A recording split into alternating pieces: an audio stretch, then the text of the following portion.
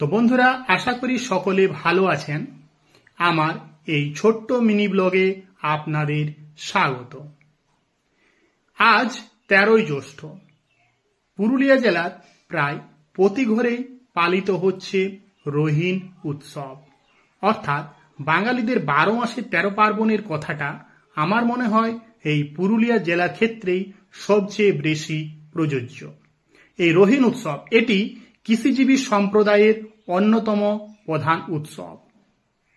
সকালবেলা ঘুম থেকে উঠে গোবরের বেড়া দেওয়া, তারপর ঘরে ঘরে চলে পুজো পার্বণ উৎসব, তারপর বিকেলের দিকে রহিন মাটি আনা এবং রাতের দিকে পিঠে পুলির উৎসব।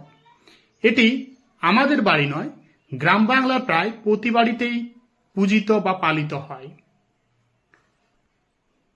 এই ছিল আজকের রহিন পরবের পুজো।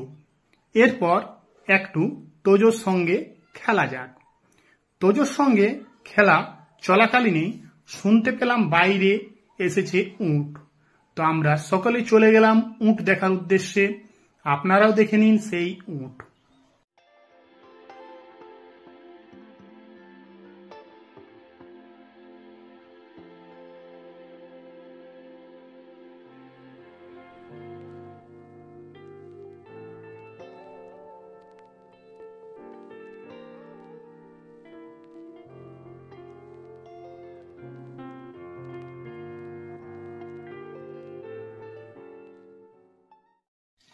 এই ছিল আজকের মিনি ব্লগ।